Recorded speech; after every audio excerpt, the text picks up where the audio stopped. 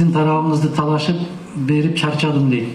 Qayerге barıp söz başlasam эле Аксай Көкташ каркыраны өткөргөнгө кол коюп канчалык чындыгы бар дейт Каримов мырза айланайын. Айткылачы, президент болгондо кол коет а киши депчи. Кудай кааласа аз калды, болот болгондо кол коет ошондо айткыла деп кой. Жарайбы?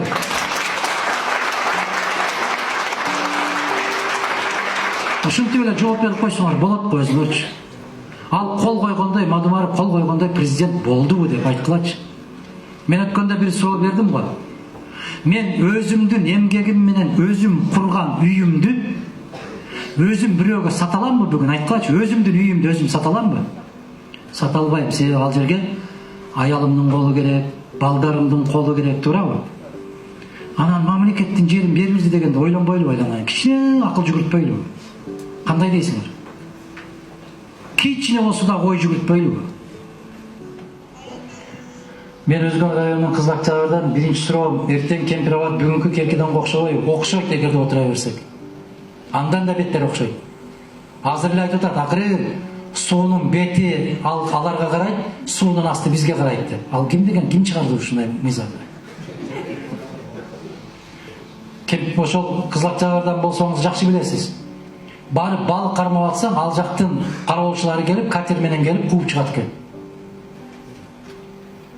Мамлекеттин ээси жок болсо ошондой болот да. Силер үйдү таштап атып келе бердиңер, кошуңардын тооктору агротуңарда жүрөт го. Түшүп калган алмаңарды чокуп атат го. Өрүгүңөрдү жеп кетип бартат го чогуу. Жаш балдар келип үстүнө чыгып алып, кагып алып атат го. Мамлекет деле ошондой. Жокпу ээси? Ушундай болот. А ээсин келгиле таап бергиле десе, жок. Эмнеге? Шокпойчу. Топ чаптырат. Улак берди. Дискотека кылып берди.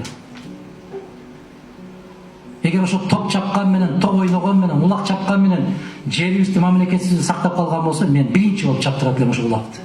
Ошол топту чаптырат элем. Ойлонбойлубу кичине?